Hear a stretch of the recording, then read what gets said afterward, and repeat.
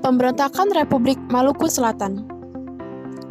Pemberontakan Republik Maluku Selatan adalah gerakan separatis yang menginginkan bertahannya negara federal serta melepaskan Maluku Selatan dari negara Indonesia Timur atau NIT dan Republik Indonesia Serikat.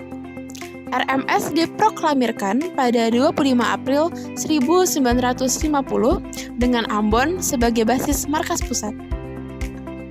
Tokoh pemberontakan RMS adalah Dr. Christian Stephen Soumokil. Pemberontakan Republik Maluku Selatan menjadi bagian dari pergolakan di Makassar sejak pemberontakan Andi Aziz pada awal 1950. Latar belakang pemberontakan RMS. Republik Maluku Selatan berdiri ketika keadaan Indonesia sedang tidak menentu pasca konferensi Meja Bundar. Masa peralihan ini menimbulkan gejolak di masyarakat Ambon. Permasalahan ini bermula dari adanya pemikiran yang ingin melepaskan diri dari RI dan sebagian menginginkan bergabung dengan RI sehingga terjadi dualisme di Ambon. Di sisi lain, kelompok federalis yang pro terhadap Belanda berorientasi untuk mendukung Belanda. Pada tanggal 13 April 1950, Dr. Soumokil mengadakan rapat dengan berbagai pihak di Ambon.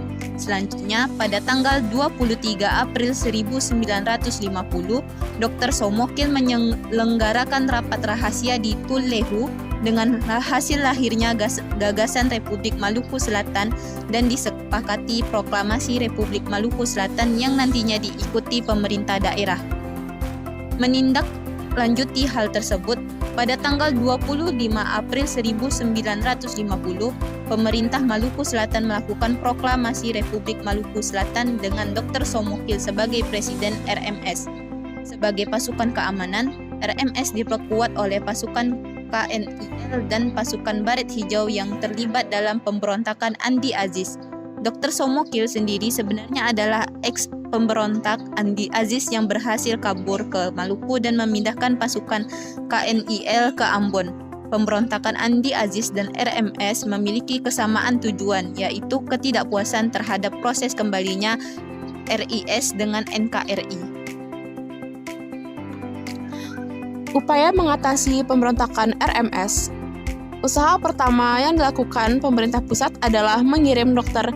Leimena untuk menyelesaikan pemberontakan RMS melalui jalan damai. Namun, upaya tersebut tidak berhasil, sehingga mengharuskan dikirimkannya ekspedisi militer di bawah kepemimpinan A.E. Kawilarang. Pada tanggal 14 Juli 1950, pasukan APRIS atau TNI sampai di Pulau Laha, Pulau Buru. Dengan susah payah, pasukan APRIS menduduki pos-pos penting di Pulau Buru untuk selanjutnya menuju Pulau Seram. Di Pulau Seram, APRIS mengalami kesulitan, sehingga mengakibatkan banyak korban berjatuhan. Hal ini karena RMS memusatkan pasukannya di Pulau Seram. Setelah dapat menguasai Pulau Seram, APRIS mengarahkan serangan ke Ambon yang menjadi basis dari RMS. Pada tanggal 3 November 1950, kota Ambon dapat dikuasai pasukan APRIS meski banyak menelan korban.